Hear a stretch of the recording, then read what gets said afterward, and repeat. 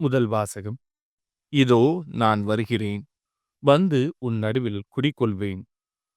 இறைவாக்கினர் செக்கரியா நூலிலிருந்து வாசகம். அதிகாரம் 2 இறைவசனங்கள் 1 முதல் 5 முடிய மற்றும் 10 முதல் 11 முடிய. நான் என் கண்களை உயர்த்தி பார்த்தபோது, இதோ அளவு நூலை கையில் பிடித்திருந்த ஒருவரைக் கண்டேன். எங்கே போகிறீர் என்று நான் அவரை வினவினேன். அதற்கு அவர், எருசலேமை அளந்து அதன் அகலமும் நீளமும் எவ்வளவு என்பதைக் காணப்போகிறேன் என்றார். என்னோடு பேசிக் கொண்டிருந்த தூதர் திரும்பிச் செல்கையில் மற்றொரு தூதர் அவருக்கு எதிரே வந்தார். வந்தவர் முன்னவரிடம் இவ்வாறு சொன்னார். ஓடிச் சென்று அந்த இளைஞனிடம், நீ சொல்ல வேண்டியது, எருசலேமில் எண்ணிறந்த மனிதர்களும் திரளான கால்நடைகளும் இருப்பதால் அந்நகரம் மதில் இல்லாத ஊர்களைப் போல் இருக்கும். ஏனெனில் அதனைச் சுற்றிலும் நானே நெருப்புச் சுவராய் அமைவேன். அதனுள் உறையும் மாட்சியாய் விளங்குவேன் என்கிறார் ஆண்டவர். மகளே சீயோன், அகமகிழ்ந்து ஆர்ப்பரி. இதோ நான் வருகிறேன். வந்து உன் நடுவில் குடிகொள்வேன் என்கிறார் ஆண்டவர். அந்நாளில் வேற்றினத்தார் பலர் ஆண்டவரிடம் வந்து சேர்வார்கள்.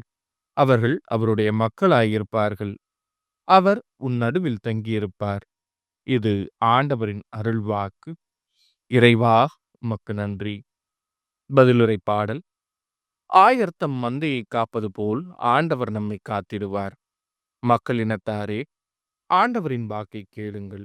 தொலையிலுள்ள கடலோர பகுதிகளில் அதை அறிவியுங்கள். இஸ்ரேலை சிதறடித்தவரே அதை கூட்டிச் சேர்ப்பார்.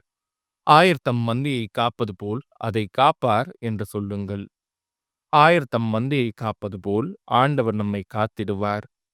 யாக்கோபை ஆண்டவர் மீட்டார். அவனிலும் வலியவன் கையினின்று அவனை விடுவித்தார். அவர்கள் வந்து சீயோனின் உச்சியில் பாடி மகிழ்வார்கள். ஆண்டவரின் கொடைகளை முன்னிட்டு பூரிப்படைவார்கள்.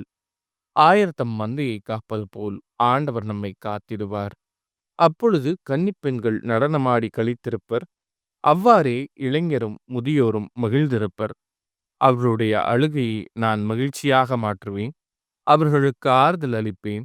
துன்பத்திற்கு பதிலாக இன்பத்தை அருள்வேன். ஆயர் தம் மந்தையை காப்பது போல் ஆண்டவர் நம்மை காத்திடுவார். நற்செய்தி வாசகம். மானிட மகன் மக்களின் கையில் ஒப்புவிக்கப்பட இருக்கிறார். லூக்கா எழுதிய தூய நற்செய்தியிலிருந்து வாசகம். அதிகாரம் 9 இறைவசனங்கள் 43 முதல் 45 முடிய. அக்காலத்தில் இயேசு செய்த யாவற்றையும் பார்த்து அனைவரும் வியப்படைந்தனர்.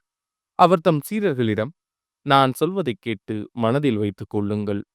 மானிட மகன் மக்களின் கையில் ஒப்புவிக்கப்பட இருக்கிறார் என்றார். அவர்கள் அவர் சொன்னதை புரிந்து கொள்ளவில்லை. அவர்கள் அதை உணர்ந்து கொள்ளாதவாறு அது அவர்களுக்கு மறைவாயிருந்தது. ஆயினும் அவர் சொன்னது பற்றி அவரிடம் விளக்கம் கேட்க அஞ்சினார்கள்.